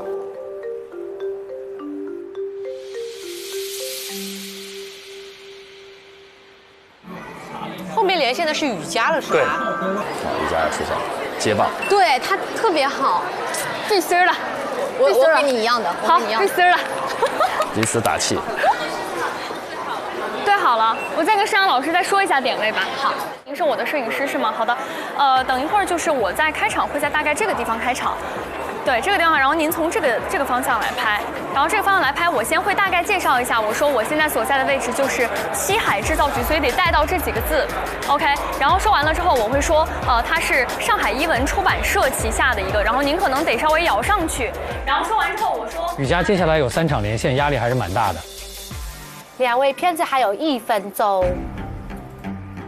那回来就是阿泰了啊。别紧张啊，可以的。冲冲冲冲冲，咖啡你冲不冲？冲冲冲冲冲，可以的。他们俩太松弛了，属于自己的放松小技巧、小窍门来了。10秒。淘到自己喜欢的书籍，同时呢漫步在我们这座5、4、3、2、1，阿泰。好，刚刚我们已经介绍了，在书的基础上衍生出的文创产品，已经成为了本届书展的一大亮点。2大主会场共设有文创产品展位约120个，推出300余款限定首发单品。那么最后要为大家介绍的就是我们本届书展卖的非常火爆的一个小的帆布袋。那么这个帆布袋呢，它的名字很特殊，叫一个孤独的书包，是上海译文出版社和七海制造局的联名的文创产品。那么这个展台也是这次书展最火爆的文创展台之一。那么现在我的同事李雨佳就在书展文创展台的现场，请她来为我们介绍一下现场的情况。好的，雨佳你好。子泰你好，大家好。现在我所在的位置就是上海此次书展可以说是最火爆的文创展台之一——七海制造局的入口。那它所处于的位置是东馆的2层的中段区域，可以说也是一个非常好的位置。那在七海制造局，它其实是上海译文出版社旗下的一个文创品牌。那可以镜头摇下来，可以看到在我的左手边，这边是一个传统的图书销售板块，而在我的右手边这边呢，就紧邻着就是七海制造局的文创板块。那我们镜头拉近，可以看到这边，看它整体的布展和展陈。哦，帮着现场挡个人，真好。而且庞征还在计时，他的手机我看到。对。也非常的特殊，是不是有点类似于超市买菜式的菜篮设计？那大家在这里可以随意挑选、随意选购，甚至你还可以非常接地气的买到很艺术性的东西。那所以这一次大家它的整个的布展和展陈也是分模块和分主题进行的。那镜头可以给到这边，可以看到在上面有几个布展的名称啊，镜头可以给到这里，可以看到有永夏花园的主题。咋了？那个他们的那个店里。哦，就提前帮他去联系。好，不要急，不要慌，我就在附近，是不是心里一慌？我说人没看到，我就看到你表情，就心里一慌。那为了不影响正常市民大家的购物啊，所以呢，我呢提前把这些文创每一个都买了1、2样，已经摆在了这里，大家可以过来跟我看一下。在这里我买了各式各样的非常具有特色的板块文创，比如像这一件。它就是我们在阅读俱乐部板块向阅悦向书店的一个文创内容。那它呢是一个帆布袋啊，它叫 book bag， 可以看它可以这样直接背上啊，也是一个非常好的一个时尚单品。那同时可以看到它的材料也是这种水洗材质的，所以呢无论是怎样去揉搓它，它都不会变形。上面的一些印章也是。还有道具，你看他们还负责道具，太厉害了。直接可以上链接了，可以直接放在洗衣机里去进行清洗，它的外形很好看，质量也非常的高。上个链接吧。那可以在镜头拉近，我们再看到像这样一个展品。哎，这个展台呢，它是寒鸦咖啡馆的一个文创。那可以看到它是一个外书的书皮，我们都知道小时候会包书皮是为了保护书。那这个书皮可以看到它制作的非常精美，而且它的厚度也是非常的好的。真是有备而来啊，从大到小。那大家也可以看到，这最后的一个我去买的一个内容啊，它也是我们这一次主题永夏花园啊，也是书展的特别展陈的主题的一个文创。那我可以把它背到身上，它是一个小挂件的形式，然后打开。可以看到它里面是有莎士比亚14行诗为主题所做的一个卡包。口袋书。那这个里面可以放进很多的，比如你的身份证啊、银行卡呀，然后在这里随时背出去，也不会觉得比较普通和尴尬。哎，这好可爱哦，书本的文创周边已经想要了。同时，它也是我们这一次在上海书展的一个特别展陈。那刚刚我逛了一圈出来啊，我有一个最大的感受，就是文创太多了，我都想买，但是买不完，对吧？那其实大家呢来到文创店来逛文创，可能不仅仅是购买的它的外观、它的质量，同时可能购买的是它背后的文化内核和文化故事。那今天我们也非常有幸的邀请到了七海制造局的设计师兼负责人简恒老师来为我们讲一讲他在设计七海制造局的文创的时候有哪些心理感悟和所思所想吧。好自然流畅，好自然，哎，太棒了，太棒了。好，欢迎简恒老师。老师你好，你好呀！我看咱们这里面每天都是爆满，我来了2、3天，只有今天是还能稍微宽松一点的。就是书展大家的热情也还是很大的，那这也给了我们很多鼓励。那么我可以给大家简单介绍一下我们七海的产品。好的，其实我们七海是以作家为出发点的。我们七海有个架空的地方叫做七海，那为什么叫七海呢？因为七海就和我们常说的4分钟后，阿泰先1号机交接一下，然后马上看2号机2位啊。带着地理大发现的这种气质的名字名词做了我们的名字。那么比如说像那边的月相书店，看到他们互相合作、互相兜底，这种感觉真的很棒。可以用来插花啊，也是非常好。我觉得逛完这个展区，就是觉得您把艺术和实用性以及书籍结合的是非常紧密的。那这个文创店来咱们这个书展已经是第几届了呢？去年是第2届，今年是第3届。去年的展位就到永夏花园这里，今年等于又扩大了1倍。然后每一年大家都很有热情的过来。是，那您有没有想过，就是为什么会把文创放到书展里面来进行一个展陈，然后还会受到这么多读者的欢迎呢？我们七海其实一直有一个理念，就是我们的产品是一项双开的门。为什么叫双开的门？就我既可以从内容进来，比如说像永夏花园，刚才提到它来源是莎士比亚的14行诗，我可否把你比作一个夏天？我们在书展现场送给大家的限定卡片上也有这样的一句诗歌。那么你可以从喜爱莎士比亚进入我们，还有1、2分钟就回来了啊。所以可能喜欢的可能比较多。好的，好的，谢谢。一个双开的门，打开了不仅是书的世界，也是艺术的世界，同时也是文化和读者的世界。好，谢谢简恒老师，谢谢您。我们看完了礼物，哇！哎呀，没事儿，他送了他一个礼物，没事儿的。我们的限定礼盒哦，谢谢，谢谢书展限定礼盒，我也是拿到手了啊。那其实我手上捧着这样一个小小的礼盒，我的心里其实是沉甸甸的，因为我觉得，文创它为什么能在这一次的书展中这么出圈、这么火，甚至已经卷了起来？其实这卷的不仅仅是大家的一个销售，更卷的是这些文创文化进入生活的各种各样的可能性。所以呢，这个夏天不妨我们来到上海书展，我们逛一逛，看一看，再买一买，在这个盛夏一起开启你的读书、文化和文创之旅吧。好的，以上就是我在现场的内容，姿态。哎呦喂，雨佳呀！好的，谢谢雨佳，谢谢你再次为我们带来了现场的资讯。哇，太好了，太好了，雨佳！果然这俩人强，哎呦，果然这俩人这组强，太厉害了！时间卡点大师。9分钟不敢再，刚刚好，而且我觉得他也跟你配合得很好，你们俩很有默契，非常的完美，很完美，很顺利，很顺。接下来我们要去那个数字那边了。那么在读书之后呢，其实又有一位嘉宾走进了我们的演播室，他是来自果麦文化传媒股份公司的董事长陆金波先生。陆老师，欢迎您来到我们的演播厅。那这一次来到2025上海书展，您有一些什么样新的感受呢？和往年相比？上海书展是上海爱书人的盛大集市，你要说新倒也没有，就觉得那个特别的热，特别的热情。特别的热情。是。刚才忘记问您了，您今年是第几次来到上海书展？之前应该有来过吗？首先我身份证上海人呀，我常住上海，所以没数过。我觉得就像那个村里的集市一样，每年都来，所以叫上海书展总共有多少届，我就来过多少届。怎么感觉这个问题没跟嘉宾对过？对过，肯定对过，应该是事先给过的。您是身份证上，因为我查到您跟我是老乡，是河南人。我生在河南，但我2000年就来了上海啊，所以是那个新世纪的第一批沪漂。沪漂，所以那个身份证上海人，新上海人。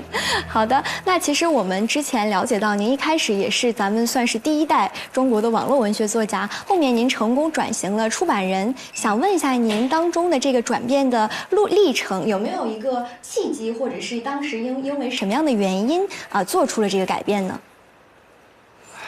最主要的原因是没有才华。他老有这种细节，你直接问，你不用说我想问一个什么，你就直接问，而且一下子显得它就不是一个平等的对话。没错。陆老师，其实您非常自谦，因为您的书我觉得还是蛮有特色的。然后像作为出版人，我觉得您挑人的眼光真的是可以用又准又毒来形容。因为像很多大热的我们都非常熟悉的作家其实都是由您来挑选出来，并且出版了我们非常畅销的一些畅销书。想问一下，您挑选作家或者是挑选一些书籍，有没有您自己的一套逻辑，或者是挑选标准？还是一个这个要使劲的挑。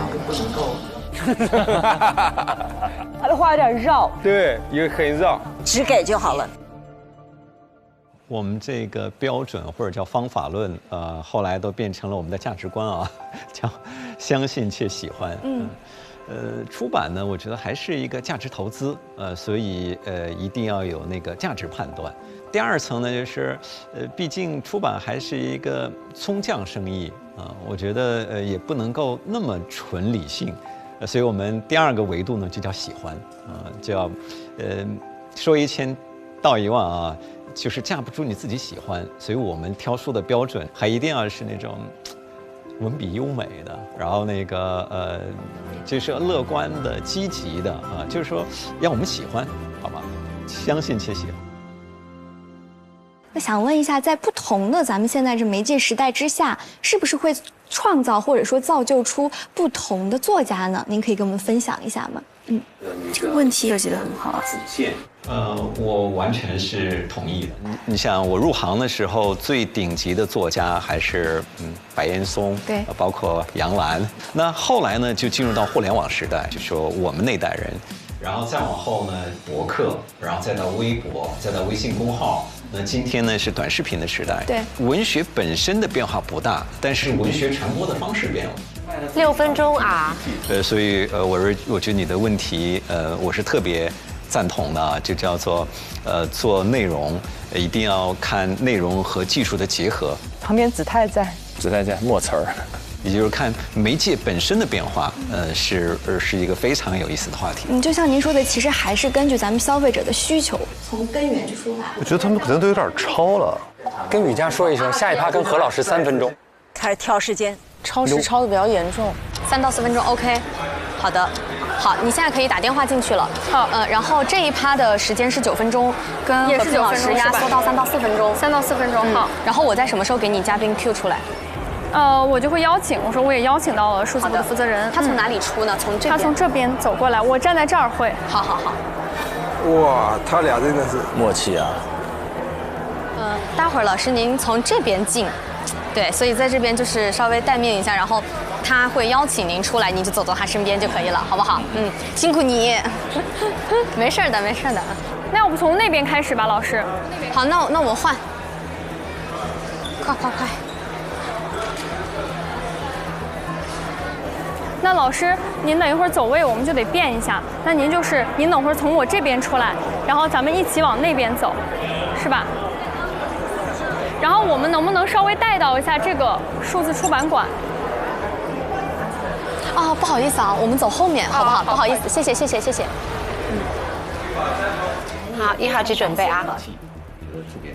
好的，那我们也非常感谢陆老师今天的访谈，然后希望咱们果麦未来能够一直大卖下去。谢谢。好，谢谢。谢谢。好，1号机。在人工智能不能千行百业的当下，读书加数智也成为了新趋势，在本届书展上也得到了淋漓尽致的体现。步入上海展览中心主会场的序厅，此刻子泰已经进入了一个非常自由自在的境界，心流，就会感受到书香之中满满的科技感。在世纪出版集团展区的数字出版馆，大家会看到 AI 技术在智能写作、古籍数字化、智慧教育、科学普及等多个场景中的创新应用，可以在现场体验中感受 AI 技术给出版业带来的变革力量。那我的同事雨佳接下来就将带大家一起体验上海书展中的人工智能场景。现在我们就再来连线雨佳。雨佳你好。你好，子泰，观众朋友们，大家好！现在我所在的位置是上海世纪出版集团的数字出版板块。那在我的身后可以看到，这里有几个展出的 AI 展品。那接下来我们就跟着这里的负责人一起去探索一下，在这里面读书和 AI 将会有怎么样的实际运用和结合呢？那今天我们也非常有幸的邀请到了数字部的负责人廖老师。廖老师您好，廖老师您好。那今天就让您来带我们一起逛一逛，在这个世纪出版板块里面，究竟有哪一些 AI 产品能够运用到我们实际的写作、出版和研究内容当中，可以吗？好的，好，谢谢。那我们往这边走。那首先第一个是来到了句点写作助手，那它这个写作的是体现在什么样的方面呢？这个句点的写作助手，我们在这边已经体现了。首先是一个检索，然后它这个检索里面呢，然后有词条的检索，有语义的检索，最重要的是知识合校。我们来看一下一个演示。镜头可以推到这边。那刚刚这篇文章呢，我们里面有很多的错误。那么我们看看这个句点的写作作者他是怎么来做的？因为我们句点写作助手，它里面的语料库非常的完整啊，它采用了我们句点开放平台里面的语料。你看这默契太默契了，完美的搭档。像这条，它就引用了《辞海》第7版，历史地理里面的我的马克思主义观中的一个内容，很清楚的就说明。所以它是有一个知识校对的作用，就是不仅仅在识别了这篇文章之后，能改到基础的标点符号以及一些错字，还能把它的语义和内容的错误也能识别出来。没错，啊，这么厉害！现在3审3校，哇！这个是今年非常亮眼的一款产品。那它的准确率大概有多少？它的准确率目前是超过80%。超过80%，那也是一个非常高的一个数据了。那接下来我们再往5分钟。那其实我知道，就是因为我们这次这个数字板块的一个展板，其实是整个区里面的 AI 的一个代表性的内容。那接下来你能不能从理论层面上跟我们再讲一讲，说在我刚看有数据层、模型层、应用层，它是叠加上去的，还是说是一个怎么样的顺序来造成，就是来形成我们的 AI 整个的数据库？这幅图用这个展板是非常有特点，因为整个展馆世纪智慧出版生态，今年的这个主题就是 AI 数字。那么我们看数据层，这个数据层是世纪出版集团最优质的资源。那么我们用这些优质的资源，然后呢，通过大语言模型、文本语音识别、图像识别啊，混合专家模型、向量模型啊、视觉模型，用这些模型的技术框架去赋能，然后去打造了一个我们的场景的产品。目前总体来看，李雨佳这2轮整体表现得不错，细节到位。接下来就看能否保持住第3轮连线的状态。这个 AI 整个的一个设计以及它的赋能，其实是为我们的纸质阅读增光添彩了。啊，这一定是这样。是。那其实刚刚跟廖老师聊完之后啊，我自己内心有非常深刻的感受。来了 AI 展区，真正的去到我们的电脑上操作，我才知道哦，原来它在我们的生活中离我们是这么近的一个距离。那同时也非常感谢廖老师接受我们的采访。那也希望呢，其实AI 跟我们的数字或者跟我们的文字其实是不分开的，它永远是紧密的联系在一起的。所以有时候我们说到数字阅读是否会取代文字阅读，我觉得这一句话是不完全正确的。它是一个结合。对，它是一个更好的结合。所以呢，其实虽然现在数字的这个阅读已经非常的盛行了，但大家还是愿意来到我们的上海书展来了解我们的图书，了解我们的文创，了解我们的 AI， 其实也是互相赋能的一个过程。是的。好，那就我这边的情况就是这样。好的，子泰。好的，谢谢雨佳，谢谢雨佳再次为我们带来了现场的最新情况。谢谢你。这个临时把时间缩短，对雨佳还是有一些影响的，但我觉得还好，瑕不掩瑜。好。李雨佳目前表现还是可以的，现在最大的难点就是他最后3分钟连线，需要临时删减，原本问题还要保证主体不变，这是比较有难度的。好，我们就是一直往前走的一个状态啊，没有太多的其他的内容。3分钟，3分钟是吧？好，我们这就是一个很轻松的结尾，然后我们可能结尾就结尾到就是您对于书展未来的一个想法，对。我觉得跟那个嘉宾对结束的那个问题很重要。收不收得住扣子，要不然时间就拉开了。果然。后面连线要准备了啊。让我们再次回到书展的现场，面对更多元的场景，面对数字化的未来，阅读会有怎样的新体验呢？书展将会带来哪些新可能和新期待？下面就让我们再次来连线李雨佳，请她带来书展现场观察。雨佳你好。你好，子泰。现在我和何老师2个人现在已经在这个场馆里面已经逛了2个小时了。是。那何老师，你有什么样的感受？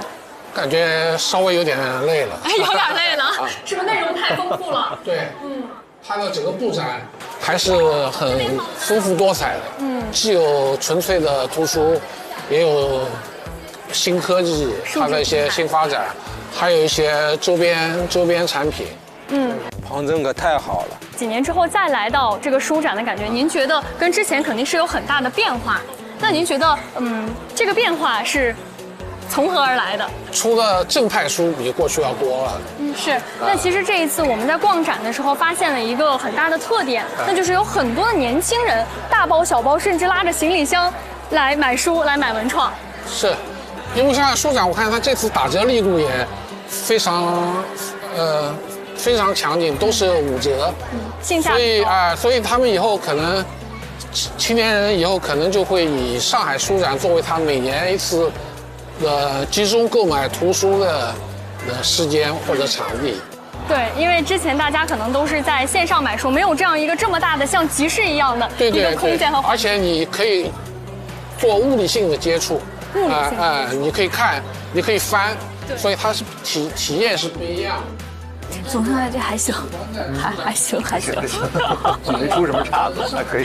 太紧张了，胃疼。可以收了啊。信息量。从一种物理接触，其实慢慢的就到达了一种心灵和灵魂的碰撞。那老师，您对接下来，比如说明年，我相信您肯定会来这个书展逛一逛、看一看的。那您对于明年的书展有什么样的期待呢？明年希望你还在这里做主持。谢谢老师。这是他对书展的期望。可以。如果您来，我一定带您再好好逛一逛明年的书展。好，谢谢老师。最是书香润心田，也最是书香能致远。其实今天的直播现场，我觉得和何老师以及跟各个展位出版社的负责人进行沟通和连线，我真真切实地感受到了上海书展的存在。它不仅仅是一个文化事件，而更多的是城市人和文化的一个链接。这个1分钟要严格控制啊，最好。我要结束了，他们。哇，好紧张。而更多的是城市人和文化的一个链接。好的，那我们现场的情况就是这样。谢谢何老师，好，谢谢子泰，谢谢。好的，这就是现场的情况。谢谢雨佳再一次为我们带来了现场的观察，感谢你。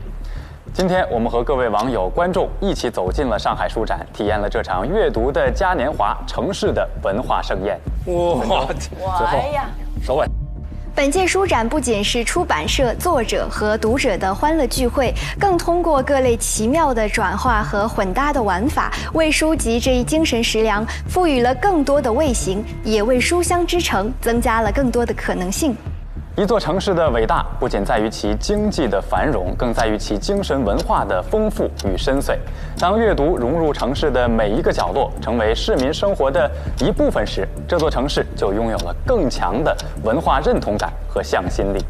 今天的直播到这里就要结束了，感谢各位网友和观众朋友的陪伴。最是书香能致远，墨香盈袖润心田。我们也期待和大家一起再次以书为媒，共享阅读盛会。再见，再见，保持一下啊，3、2、1，好，我切过来2了，正好，不错不错不错，顺利完成。一个字没嫖，耶！一个字都没嫖，完美啊这组！哦，厉害！姿态彻底放掉了是吧？真的很厉害，太有质感了。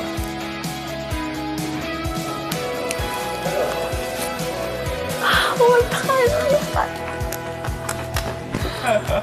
我要晕倒了。这10分给谁？对，我们得辩论一下。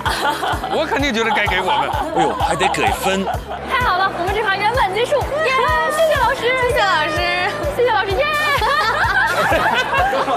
老师一整个状况外，何老师说不要不要不要，我不就说了3分钟吗？跟你说有太多突发情况，我都不知道该说啥话。我发现了，但那个话筒转的就特别好，就你很懂我的意思。我天哪，你当时简直是我救命神，你知道吗？因为我手已经要断了。因为当时那个话筒在镜头里占了一部分位置了，那个摄影师取不到屏幕。太牛了，咱俩的配合简直就是天衣无缝，妙算。他俩配合的真好，他俩太厉害了。哇，老师！啊，拥抱一下。我一个字没嫖，老师。我一个字没嫖呀，老师。老师，我不容易，不容易，不容易！第一回，你们完成了很多人生的第一回。第一回。来，别跑，别跑了。不笑。主要这次尔反没见我。不错，姿态。哎，老师。不错，这手这么凉啊？是因为紧张还是冷啊？这儿紧张啊！我真的。你摸他手。哦，这凉成这样。开心了，可圈可点。好了，侯子涵，中事件，至少播报这个扳回一局了。中事件，老师。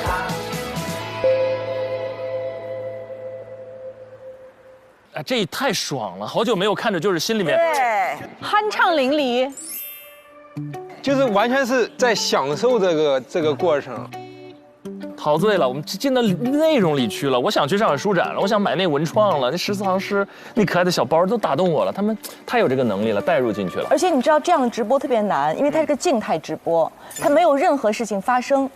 它不是一个突发事件的一个新闻类或者一个事件一个活动直播，它是个静态的书展的直播。对，而且他们是2个多小时的直播，他们当时非常发愁，因为找不到足够的内容。你要把所有内容撑满，让观众在看直播的时候不觉得好拖呀，怎么这么长？他们压力非常大，因为没有足够的时间拍很多的短片。是的，短片拍片时间极其有限。无论如何，你想2个半小时，就我们平时如果真的要做这一场直播的话，我不是算了吗？得有10到12个片子。是的。他们只有2个嘛，他们只来得及2个，而就那么几个人，他们对，而且好像这些词也是他们自己写的哈。岂止，他们是编导、外联，包括现场摆放那个道具，所有的一切，还要维持秩序。对，啊，现场导演，对，还要计时、Q 时间，多么吓人！太不容易了，太不容易了。采编播导一体化。刚才的这4个人在最后这个课题当中，有谁让自己印象最深刻？哇，我感觉很难把他们从单个人区分出来，因为他们4个人给我们呈现出来就像一个整体一样，每个人之间把自己的事情做好的同时，又能托举好自己的队友。团魂。我今天有一个看这个的时候有一个感受，就我们平常都会把这个视线关注到人身上，今天我们更多内容是在他们的内容上。对。整个内容的一个展示上，整个新闻的一个展示上，这才说明他们成功了。对，我觉得他们已经很好的就把新闻这个东西的那种趣味性啊、可看性已经做到很高很高的一个程度了。是的，太厉害了。但同时他们的新闻又很有人味儿。对，因为中间有很多非常有人味儿的表达，这很难。对，特别他们在那个看看新闻上，在 APP 上直播，我觉得就活人感还挺重要的。非常。对，姿态的活人感太强了。对。他那个听到那个年薪的时候呢，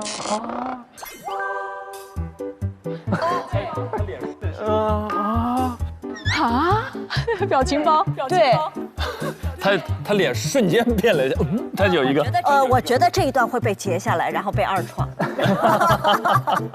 我其实我特别感慨是子泰，哎，你们还能想起来他前3期都得0分吗？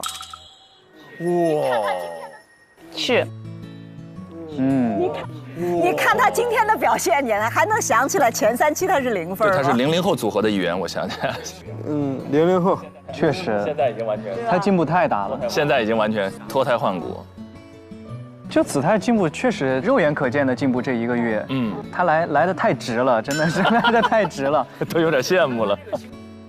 因为我跟他是一个小课组的，就是我们从大一那个新闻播报，我们都在一个组里面，然后我也是比较了解他的情况嘛，然后这个月就是突破了，可能是在学校里面1个月这样的学习是没有办法在1个月之内进步成这个样子的，完全不可能。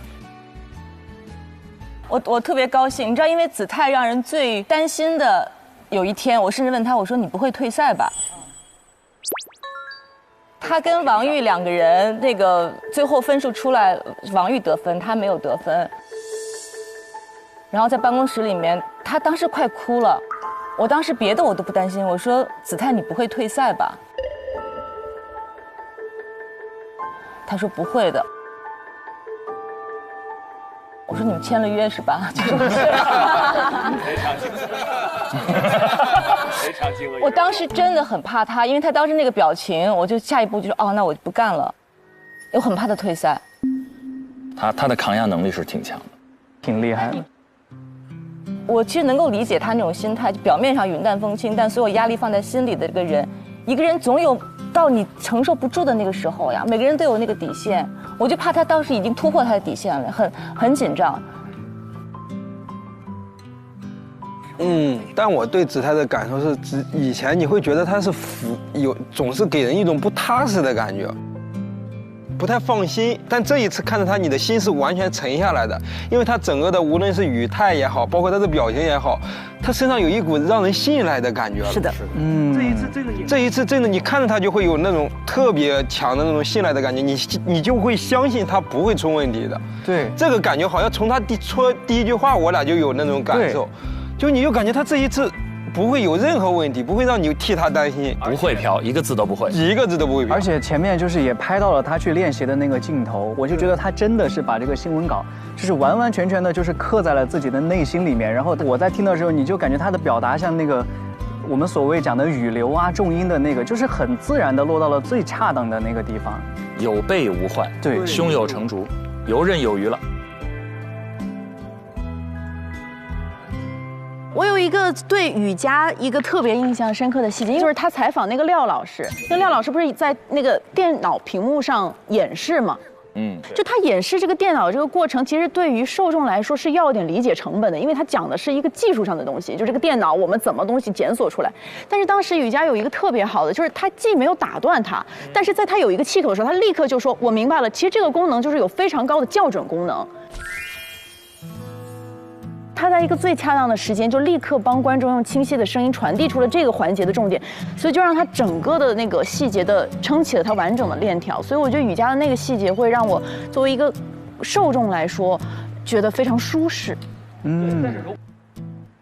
这说明他功夫做得非常细，尤其是摆好了3个那个一个一个的文创，然后不断的特写拉开，特写拉开。对，然后给你演示那一段，是不是大家都想上链接？对，都想买。对，而且他那个效果太好了，而且他始终他一开始有一句话说：“您是我的摄像老师吧？”他就锁定了，这是个责任意识。那接下来我的每一句话我要跟您交流，然后说我们镜头往上一点，摇下一点，我们特写一下，就每一个镜头摄像师很清晰的知道自己要做什么。哇，这个能力，我还是想说一下庞征。真的，就是这已经是最后一个项目了，但这个孩子，就他不光是6边形战士，他有一个就是现场新闻人特别需要的素质，叫靠谱。对，对。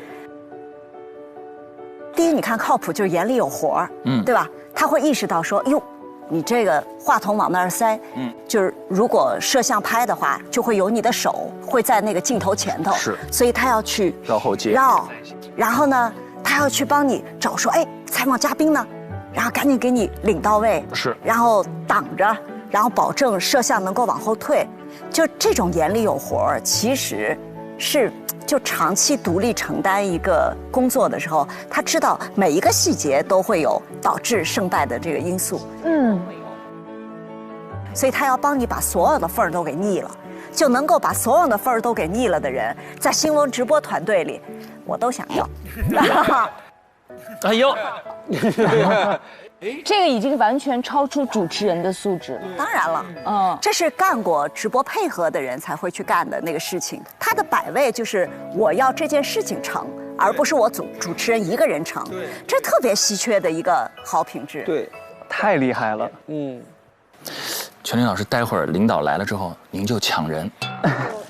这个动作能激发更多的 offer。这我是真心话，就是如果我还是当年能够发 offer 的那个位置，我早要了。您现在就是也可以公司那个，这我们确定只有一个 offer 吗？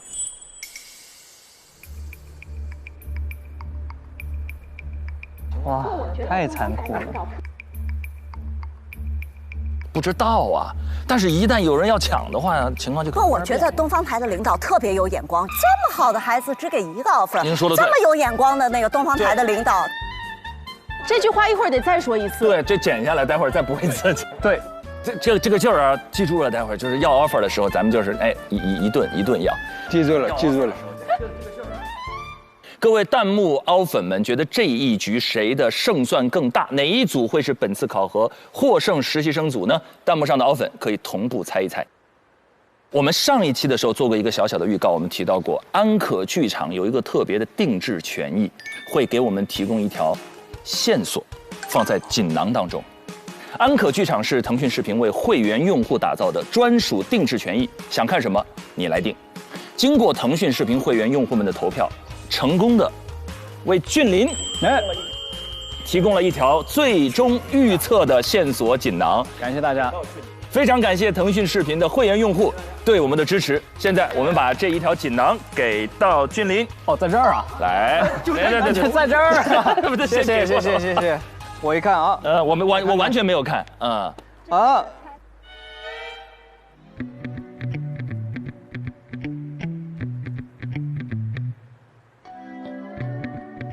这是为了猜哪个组赢了，对吧？对，青岛组跟上海组看哪边赢。哇，来，俊林为我们揭晓一下锦囊。ALA 什么呀？啊 ，ALA。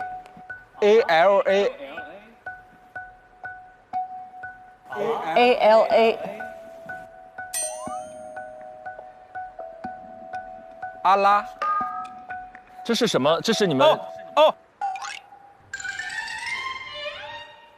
上海阿拉上海人，这是上海的意思。哎呀，我的妈呀！哎呀！哦，方言。这上海组阿拉上海人。哇，这让一个山东人破解了。山东人，你这在上海住了，现在这就这么简单吗？给我补一下，阿拉，哎呀，这是上海话的。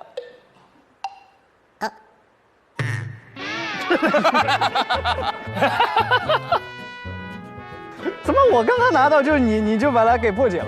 这里面我会一点上海话，如果真的是阿拉的话，阿拉是上海的话里面就是我们阿拉。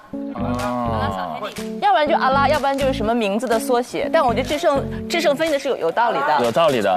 我正准备说，鲁豫老师您是不能提醒我们的，但是刚才肯定不算是一个提醒。对，我顺着智胜讲的嘛。对。智胜没有冲我 wink。阿拉好喜欢你啦，鲁豫老师。收到。他如果是青岛，应该是啥嘛？啥呀？应该是 AN。安什么意思啊？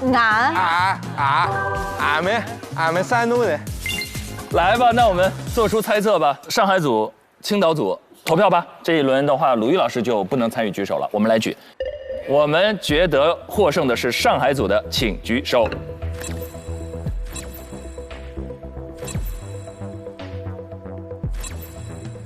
那我也可以举一个呀。那我也可以举一个呀。哦，虽然没有什么用，不影响。稳了，完了啊，稳了。那么我们加油团推测的获胜组是上海组，成员是侯子泰、杨凌卫、庞征和李雨佳。希望我们的推理是正确的，也给各位弹幕凹粉们一个温馨提示。这一整集都可以呼吸，大家随便呼吸啊！我们支持上海组，我们觉得上海组帮我们点亮最后一盏灯。结果如何？我们 VCR。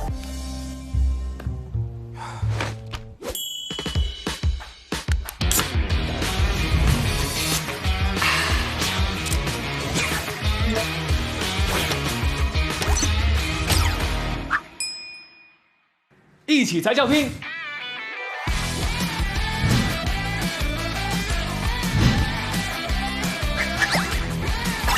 百事一起拼，渴望就可能。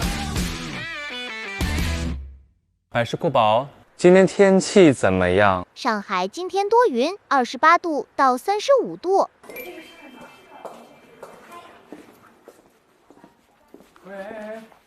我们回来了。 I'm back。嗨，如何？无比圆满。看来发挥的不错哟。无比圆满。今天有看你们直播，很棒，说本人好帅啊。太开心了。上个厕所。欢乐的阿泰。哎，征姐嘞？杭征呢？楼下。哦。哎，这是谁？哇，你们回来了呀！我们都考完了。哇哦，真是不容易。吃点东西，真是不容易。走。你中鸡吧，点炸鸡。岳林来吗？你们先弄，我把这个搞一下，马上。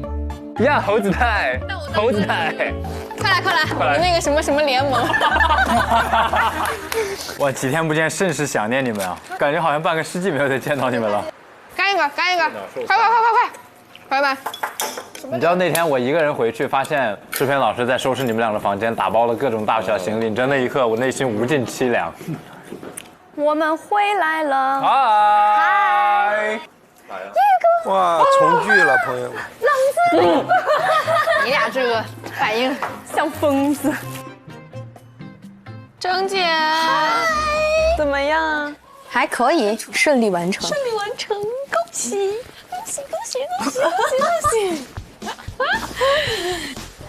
是吧 ？Long time no see。你们怎么样？顺利完成。你怎么样？感觉挺好的。顺利完成了，反正是。我今天看了你们直播的，但是没有看到征姐的。我是前3个，她是后3个。我看的时候就已经没有了。真棒！完成任务，耶！终于结束了，没有课题了，爽！好欢乐呀，大家好欢乐，好开心，因为他们没有课题了，对，他们可以彻底放松下来了。但是100分以上还有最后一个终极面试，面试对他们来说应该没有那么困难。这个应该没有完成课题，压力那么大。是的 ，Final Battle。好棒呀！你知道我看你们俩连线的时候，我说这2个那个就是成熟的、懂事的孩子，不用人操心。哇，你看大家所有人都替他们把戏放下来了。岳林棒。姐，你看了全程是吗？对，我看了全程。然后我跟张希老师一直在夸你，真的吗？超适合，真的。就是你们看过链接吗？看了，我都看了。就我觉得你每一个梗啊，什么玩游戏什么的，都记住。而且你超放松的，就一点不觉得尬。凯旋真的给人一种很靠谱、很踏实的感觉。对，大家老师也都回来了。回来了吗？啊，老师 ，Hello， 你是不是有半天没见就很想我们？想了。去大会议室吧。哦，天哪，有点。走吧。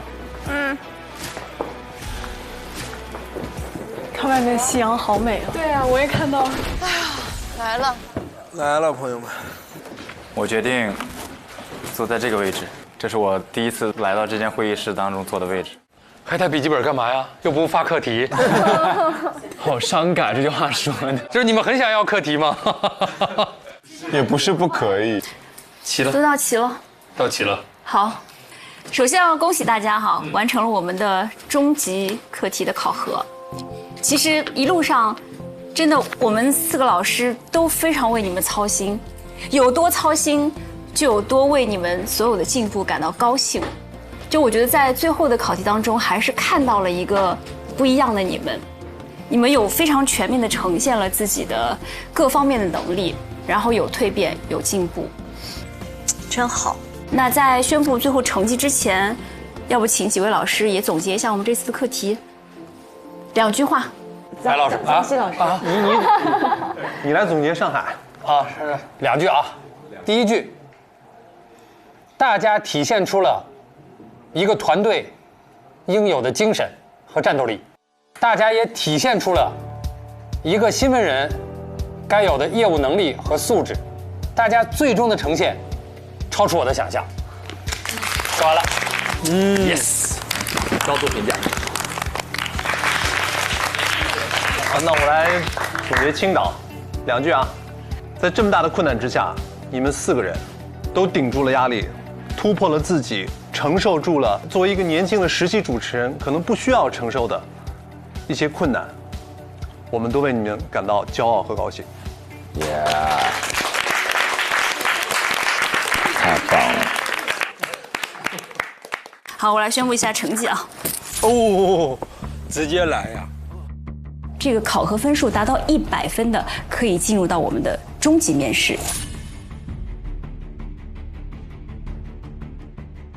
首先获得团体分的是你们4个实习生面对的是更纯粹的环境，我们面对的是一个更复杂的环境。我觉得从所承受的压力，以及在这种压力之下带来的结果的角度来讲，我觉得青岛绝对不输于上海。上海孩子们的难处在于，某种程度上是内容上的难处。对，那是真正的一个主持人会面对的挑战。对，就是他面对的是舒展、海量的展位和浩如烟海的信息。从内容的角度来讲，可能远胜青岛。我个人感觉，的确是上海书展更难做，因为它是个非常常规的、常态的、静态的一个事件的直播，这是巨大的，其实海量的工作量。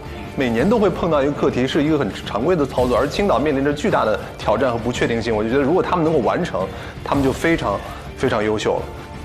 青岛音乐节，他们是要去做大量的功课，包括了解每一个剧组以及艺人，难度是不小的。